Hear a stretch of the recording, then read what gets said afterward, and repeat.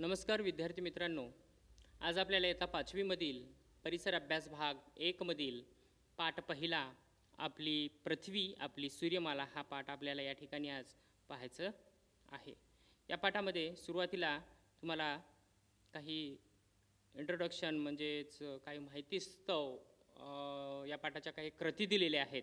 त्या कृती कोणत्या आहेत त्या पहा। यामध्ये पहिल्यांदा तुम्हाला सांगितलेलं आहे ते म्हणजे एका मोकळ्या मैदानामध्ये जाऊन तुम्हाला उभं राहायचं आहे आणि मोकळ्या मैदानात जाऊन अवकाशाचं निरीक्षण करायचं आहे। अवकाशाचं निरीक्षण करत असताना तुम्हाला काही बाबीसुद्धा दिलेल्या आहेत। त्यामध्ये काही महत्त्वाचे मुद्दे आहेत।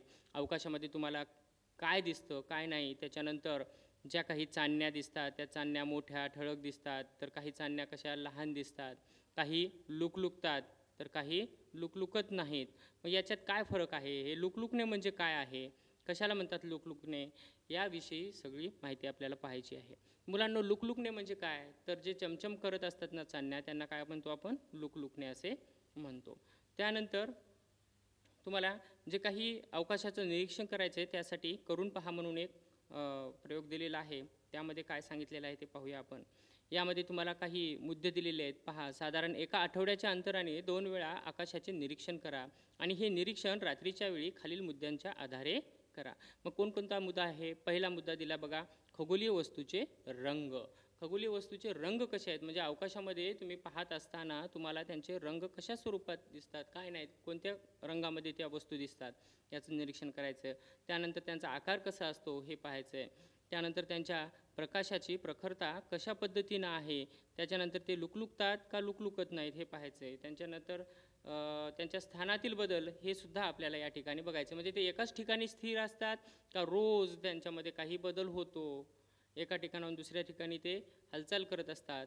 या सर्व बाबींचं या मुद्द्यांच्या आधारे तुम्हाला याचं निरीक्षण करायचं आहे।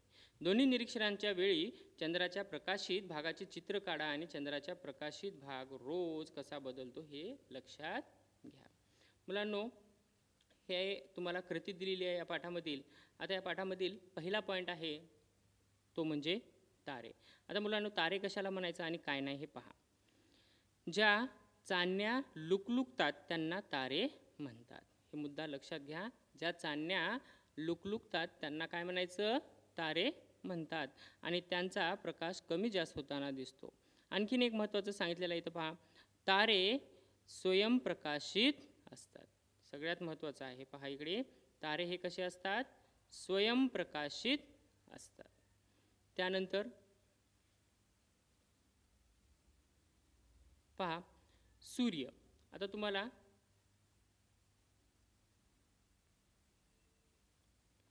सूर्य हा एक तारा आहे, इतर ताऱ्यांच्या मानाने तो आपल्यापासून जवळ आहे, म्हणून तो मोठा व तेजस्वी दिसतो।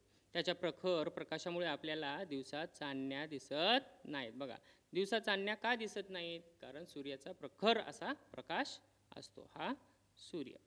त्यानंतर आता तुम्हाला पाहायचं तो म्हणजे ग्रह। ताऱ्याच्या नंतर ग्रह। आता आपण तारे पाहिलेत, आता ताऱ्यानंतर आपल्याला ग्रह पाहिजेत। त्यामध्ये ज्या चांदण्या लुकलुकत नाहीत त्यांना ग्रह म्हणतात। आता तिथं आपण तारे पाहिलं होतो, तारे म्हणजे काय दिलं होतं, ज्या चांदण्या लुकलुकतात त्यांना काय म्हणतात, तारे म्हणतात। आणि इथं ज्या चांदण्या लुकलुकत नाहीत त्यांना ग्रह म्हणतात, लक्षात ठेवा। त्यांना काय म्हणायचं, ग्रह म्हणतात। ग्रहांना स्वतःचा प्रकाश नसतो आणि ताऱ्यांना स्वतःचा प्रकाश असतो। आता इथं ग्रहांना स्वतःचा प्रकाश नसतो, त्यांना ताऱ्यांकडून प्रकाश मिळतो। ग्रह स्वतःभोवती फिरता फिरता ताऱ्याभोवती फिरतात, हे लक्षात ठेवा। ग्रहांच्या बाबतीमध्ये की ग्रह हे स्वतःभोवती फिरत फिरत कोणाभोवती फिरतात, ते ताऱ्याभोवती सुद्धा फिरत असतात। त्यानंतर आहे मुलांनो तुम्हाला दिलेली सूर्यमाला। आता सूर्यमाला कशाला म्हणतात तुम्हाला माहिती असेल, आपण हा शब्द ऐकलेला आहे याच्या अगोदर सुद्धा। तर सूर्यमाला आपली पृथ्वी हा एक ग्रह आहे, सूर्यापासून तिला प्रकाश मिळतो, ती सूर्याभोवती फिरते, त्याला पृथ्वीचे परिभ्रमण म्हणतात। बघा लक्षात घ्या, पृथ्वी ज्यावेळेस सूर्याच्या भोवती फिरते त्याला त्या काय म्हणतात, परिभ्रमण, आणि ज्यावेळेस ती स्वतःभोवती फिरते त्याला काय म्हणायचं, परिवलन। हे लक्षात ठेवा. काय म्हणायचं? परिवलन म्हणतात.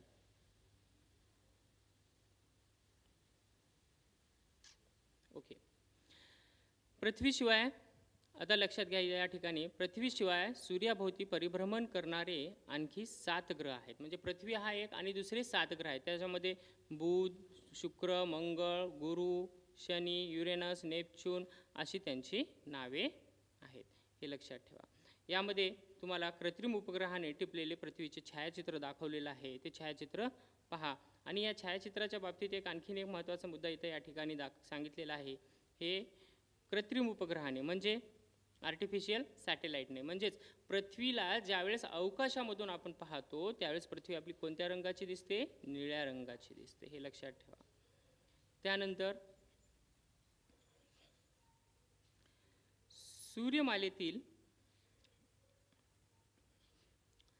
सूर्यमालेतील प्रत्येक ग्रह सूर्याभोवती ठराविक मार्गावरून परिभ्रमण करत असतो. बघा लक्षात घ्या, या ठिकाणी काय परिभ्रमण करत असतो. त्या मार्गाला त्या ग्रहाची काय म्हणतात? कक्षा असे म्हणतात. आता त्याचा एक विशिष्ट मार्ग असतो, एक विशिष्ट रस्ता म्हणल्यासारखं एक विशिष्ट मार्ग असतो आणि त्या मार्गाला काय म्हणायचं असतं? कक्षा म्हणतात. सूर्य हा तारा आणि सूर्याभोवती फिरणाऱ्या ग्रहांना एकत्रितपणे सूर्यमाला म्हणतात. मग लक्षात आलं का तुम्हाला? आता सूर्यमाला कशाला म्हणायचं? सूर्य हा एक तारा आणि सूर्याभोवती फिरणारे जेवढे काही जे ग्रह आहेत या सर्व ग्रहांना एकत्रितपणे काय म्हणणार? सूर्यमाला म्हणतात. सूर्यमालेत ग्रहांबरोबर इतरही काही खगोलीय वस्तूंचा समावेश होतो. मग आता इतर कोणत्या काही वस्तू आहेत, त्या कोणत्या खगोलीय वस्तू कशाला म्हणतात आणि काय नाहीत हे आपल्याला आणखीन पाहायचं आहे पुढे. तर आता इथं पहा, सूर्यमालेतील इतर खगोलीय वस्तू. त्यामध्ये पहिलं दिलेलं आहे तुम्हाला उपग्रह.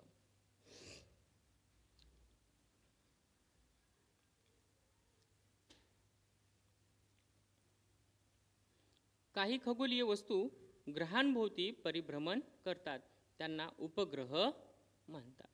उपग्रहांनाही सूर्यापासून प्रकाश मिळतो. रात्री आकाशात आपल्याला चंद्र दिसतो.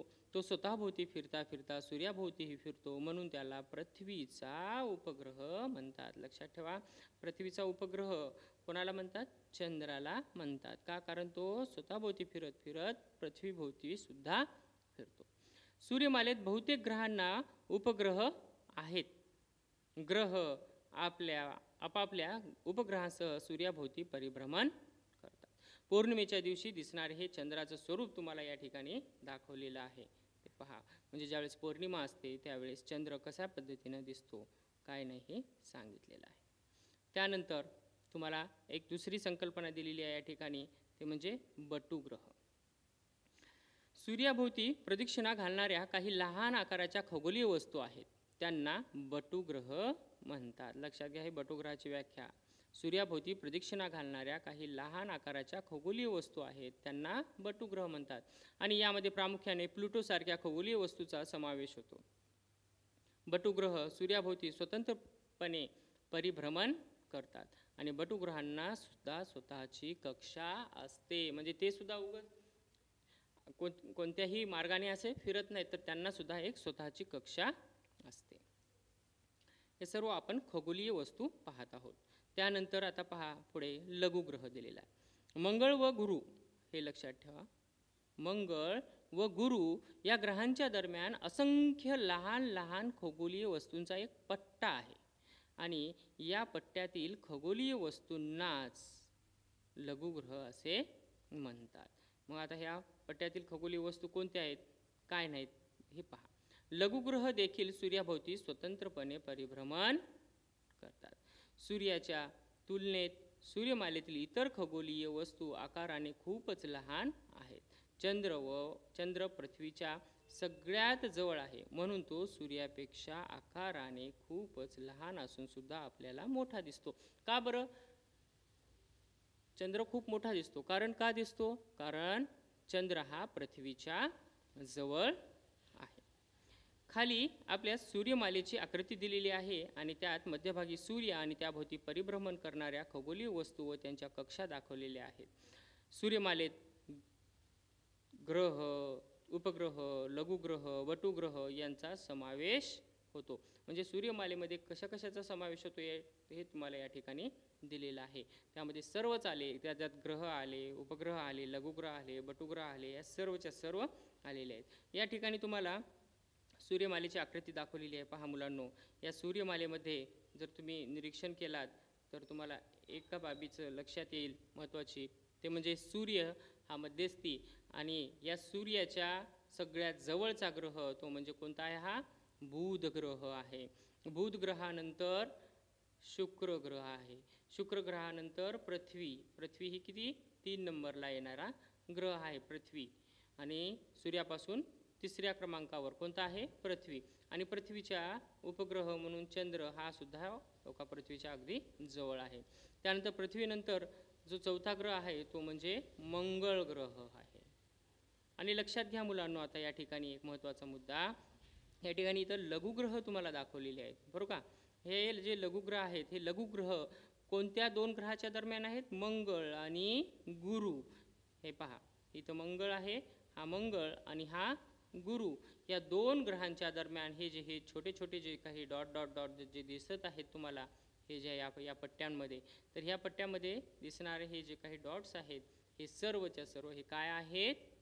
लघुग्रह आहेत. त्यानंतर तुम्हाला गुरुग्रहाच्या नंतर येणारे पुढचे जे ग्रह आहेत ते ग्रह म्हणजे कोणते आहेत? पहा, का इथं गुरु हा झाला 5वा ग्रह, आणि त्याच्यानंतर आहे शनी ग्रह, त्यानंतर युरेनस, त्यानंतर नेपच्यून, त्यानंतर प्लुटो, असे हे सर्व तुम्हाला हे ग्रह दिसतील. हे नेपच्यूनपर्यंत म्हणजे इथं या ठिकाणी 8 ग्रह झालेले आहेत. आणि प्लुटो जो आहे तो बटुग्रह म्हणून ओळखला जातो. हे लक्षात ठेवा, कारण प्लुटोची ग्रहाची मान्यता ही काढून टाकण्यात आलेली असल्यामुळे, आणि म्हणजेच प्लुटो हा सूर्यमालेच्या कक्षेच्या बाहेर गेलेला असल्यामुळे त्याला आता या ठिकाणी बटुग्रह म्हणून ओळखलं जातं.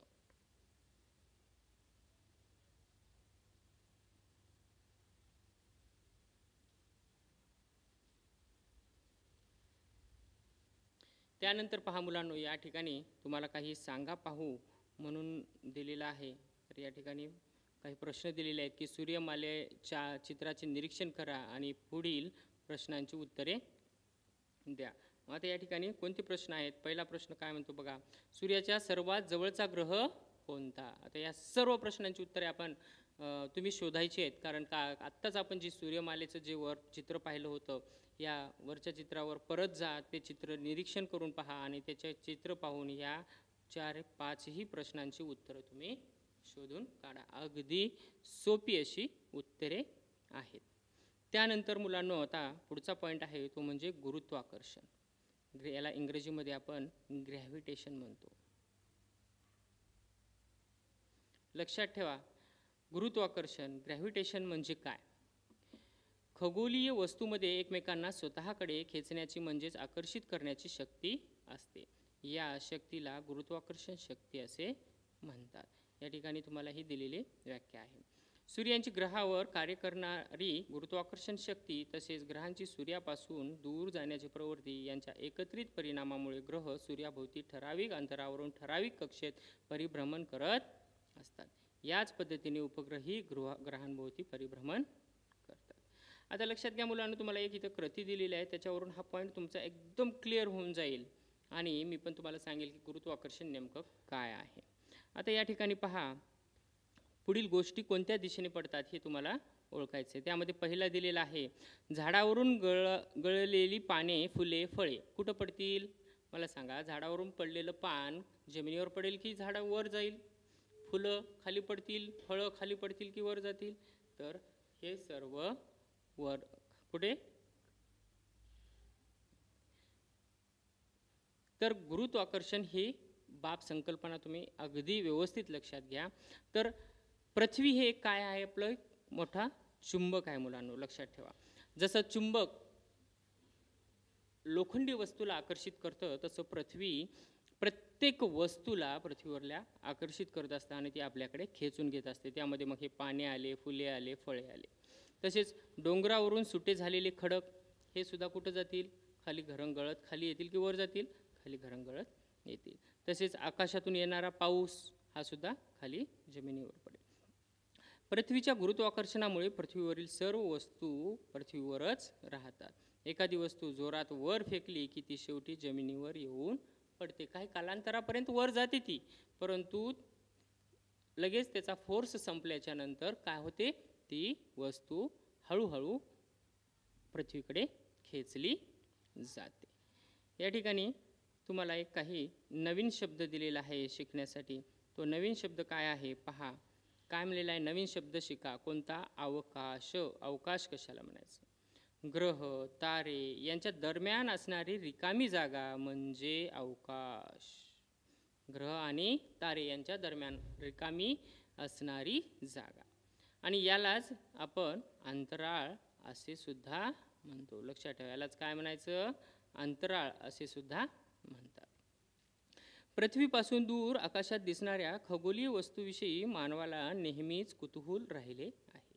त्यासंबंधी संशोधन करण्यासाठी तेथपर्यंत जायला हवे असे त्याला वाटे. परंतु पृथ्वीवरून एखादी वस्तू अवकाशात पाठवण्यासाठी तिला पृथ्वीच्या गुरुत्वाकर्षणाच्या विरुद्ध शक्ती द्यावी लागते, आणि त्यासाठी वापरात येणाऱ्या तंत्रास अवकाश प्रक्षेपण तंत्र असे म्हणतात. लक्षात ठेवा, महत्त्वाचं आहे मुलांनो. या ठिकाणी आहे दिलेलं की अवकाश प्रक्षेपण कशाला म्हणायचं, की बघा, पृथ्वीच्या गुरुत्वाकर्षण शक्तीच्या विरुद्ध काम करावं लागतं. कशाच्या? पृथ्वीच्या. आणि अवकाशात जे झेप घेतलेलं जे यान असतं त्याला अवकाशयान असं आपण म्हणतो, तर ते अवकाश प्रक्षेपण तंत्र वापरलं जातं. त्यामध्ये इथं तुम्हाला भारतीय अवकाश काही मोहिमा दिलेल्या आहेत, तुम्हाला माहिती आहेत का म्हणून विचारलेलं आहे या ठिकाणी. तर पहा, आपण हे पाहूया. या ठिकाणी पहा, भारतीय अवकाश मोहीम, त्यामध्ये पहिली मोहीम दिलेली आहे चंद्रयान. भारतीय अवकाश संशोधन संस्था म्हणजेच इस्रो. पहा, इंडियन स्पेस रिसर्च ऑर्गनायझेशन, याला शॉर्टमध्ये काय म्हणतात? इस्रो असं म्हटलं जातं. यांच्या मार्फत चंद्रावर 22 ऑक्टोबर 2008 रोजी यान सोडले होते. बघा, कधी आहे? 22 ऑक्टोबर 2008 रोजी यान सोडले होते. यालाच चांद्रयान 1 या नावाने ओळखले जाते. ही मोहीम या चांद्रयान 1 नावाने ओळखली जाणारी मोहीम आहे, आणि हे कुठून सोडलं होतं? भारतीय अवकाश संशोधन संस्था म्हणजेच इस्रो मार्फत सोडण्यात आलेलं होतं. तर दुसरी आहे मंगलयान. दुसरं आहे मंगलयान. जसं वर हे चांद्रयान 1 होतं, तसं इथे एक मंगलयान आहे, आणि हा भारताचा आणखी एक महत्त्वाचा उपक्रम आहे. आणि हा उपक्रम मॉम, MOM, मॉम म्हणजे मार्स ऑर्बिट मिशन म्हणायचं त्याला, आणि या नावाने प्रसिद्ध आहे. 5 नोव्हेंबर 2013 रोजी मंगलयान मंगळ ग्रहाच्या दिशेने झेपवले होते. बघा, हे मॉम जे आहे हे 5 नोव्हेंबर 2013 रोजी मंगलयान मंगळ ग्रहाच्या दिशेने झेपावले होते, आणि हे यान मंगळ ग्रहाभोवतीच्या कक्षेत 24 सप्टेंबर 2014 रोजी प्रस्थापित झाले. या तारखा मुलांनो अतिशय महत्त्वाच्या अशा ह्या तारखा आहेत. ह्या सर्व जे दिलेल्या तारखा आहेत ह्या चौकटीमध्ये चांद्रयानमध्ये तुम्हाला रेग्युलर अभ्यासक्रमात तर तुमच्या परीक्षेत तर येते, परंतु शालेय स्पर्धा परीक्षा ज्या होत असतात त्या प्रत्येक शालेय स्पर्धा परीक्षेमध्ये असे हे जे काही माहीत आहे का तुम्हाला, अशा ज्या काही संकल्पना आहेत महत्त्वाच्या, ह्या संकल्पना तुम्हाला परीक्षेत MCQs प्रश्नाच्या स्वरूपामध्ये विचारलं जातं, म्हणजे मल्टिपल चॉईस क्वेश्चन्समध्ये. भारताची ही दोन्ही याने ही मानव विरहित आहेत. हे एक महत्त्वाचा मुद्दा लक्षात घ्या, की चांद्रयान 1 असो की मंगलयान असो, हे दोन्हीही मानवविरहित आहेत, म्हणजे यामध्ये मानव पाठवलेला नव्हता. चंद्र व मंगळाच्या सखोल अभ्यासासाठी याने पाठवली आहेत. ही कोणत्या दोन मोहिमा कशासाठी आहेत? चंद्र आणि मंगळाच्या सखोल अभ्यासासाठी. त्यानंतर इथे का तुम्हाला हे मंगलयान दाखवलेलं आहे. मंगलयान पहा, मंगलयानाने काढलेले भारतीय प्रक्षेपणाचे हे छायाचित्र तुम्हाला या ठिकाणी दिसेल.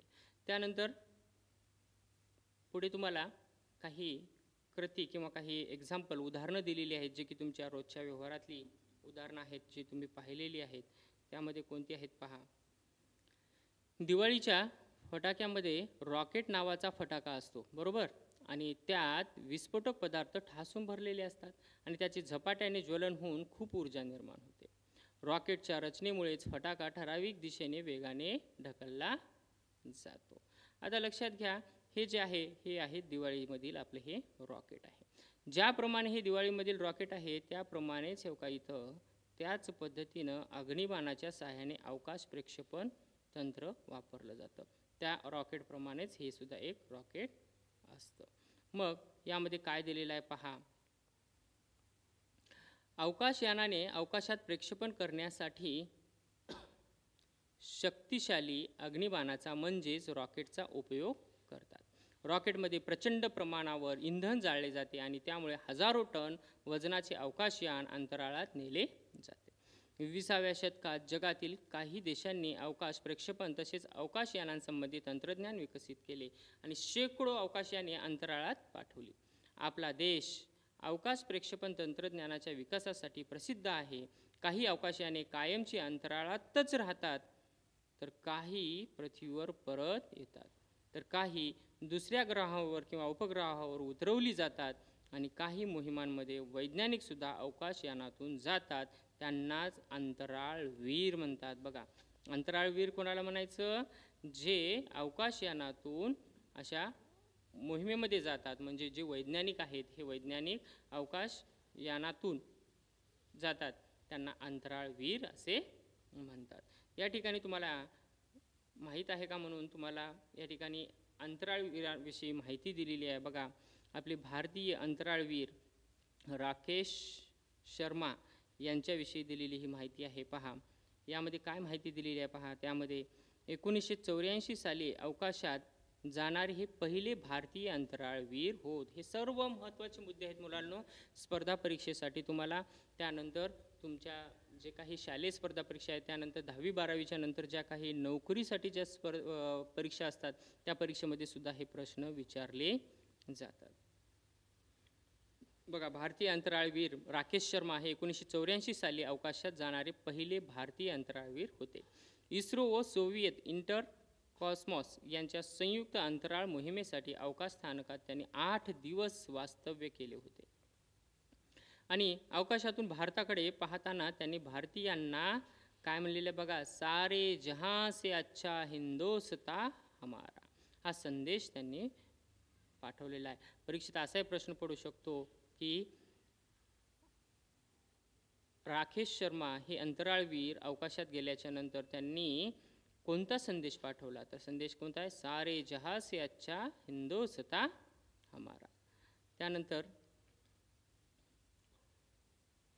माहिती मिळवा म्हणून तुम्हाला काही दिलेले आहेत आणि काही पॉईंट दिलेले आहेत. या ठिकाणी पाठ हा संपत आलेला आहे, पण का अतिशय महत्त्वाचे असे काही पॉईंट आहेत. पहा, माहिती मिळवा. भारतीय वंशाच्या अंतराळवीर कल्पना चावला आणि सुनीता विल्यम्स यांच्याबद्दलची माहिती तुम्हाला मिळवायची आहे आणि हे सुद्धा दोन्हीही काय आहेत? अंतराळवीर आहेत. त्यानंतर कृत्रिम उपग्रह कशाला म्हणलेला आहे पहा, किंवा त्याचे उपयोग काय आहेत पहा. शेती, पर्यावरणाचे निरीक्षण, हवामान अंदाज, नकाशा तयार करणे, त्याच्यानंतर पृथ्वीवरील पाणी, त्याच्यानंतर खनिज संपत्तीचा शोध, त्यानंतर शोध घेणे व संदेशवहन, या सर्व याच्यासाठी कृत्रिम उपग्रह वापरतात. पृथ्वीभोवती एका परिभ्रमण कक्षेत ते स्थापित केले जातात आणि कृत्रिम उपग्रह अनेक वर्षापर्यंत पृथ्वीभोवती फिरत ठेवता येतात. हे सर्व मुद्दे लक्षात ठेवा, तुम्ही वाचा. आणि परत पुन्हा हे नेहमी लक्षात ठेवा की पृथ्वीसारखी सजीव सृष्टी असलेला एकही ग्रह अवकाशात संशोधकांना अद्याप आढळलेला नाही. त्यामुळे आपली पृथ्वी हा एक अनमोल ग्रह आहे. पृथ्वीवरील पर्यावरणाची कोणत्याही कारणाने होणारी हानी सजीव सृष्टीच्या ऱ्हासाला कारणीभूत ठरते. हे अतिशय महत्त्वाचं आहे मुलांनो.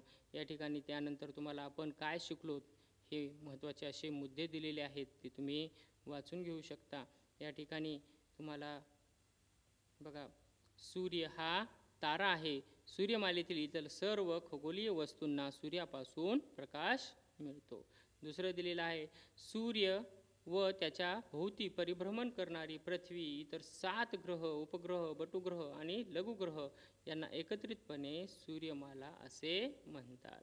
त्यानंतर गुरुत्वाकर्षणामुळे पृथ्वीवरील वस्तू पृथ्वीवरच राहतात. हा सुद्धा महत्त्वाचा मुद्दा आहे. म्हणजे पृथ्वी एक काय आहे, आपलं चुंबक आहे, कारण प्रत्येक वस्तू त्याच्याकडे आकर्षिली जात आहे. त्यानंतर एक नवीन आणखीन शिकलो ते म्हणजे अवकाश. अवकाश म्हणजे काय, आणि अवकाश भ्रमण करण्यासाठी पृथ्वीच्या गुरुत्वाकर्षणाच्या बाहेर पडावे लागते. त्यासाठी कोणतं तंत्र, अग्निबाणाचे तंत्रज्ञान वापरावे लागते. ज्याप्रमाणे आपलं रॉकेट असतं त्याप्रमाणे हे अग्निबाणाचं तंत्र कार्य करत असतं. मुलांनो, या ठिकाणी हा तुमचा छोटासा पाठ संपलेला आहे. त्यानंतर तुम्हाला खाली दिलेले जे काही स्वाध्याय आहेत, हा स्वाध्याय तुम्ही पूर्ण कंप्लीट करायचा आहे. याचे प्रश्न कंप्लीट करायचे आहेत. आणि त्यानंतर आपण दुसरा पाठ पृथ्वीचे फिरणे हे आपण पुढच्या व्हिडिओमध्ये पाहणार आहोत. नमस्कार, धन्यवाद.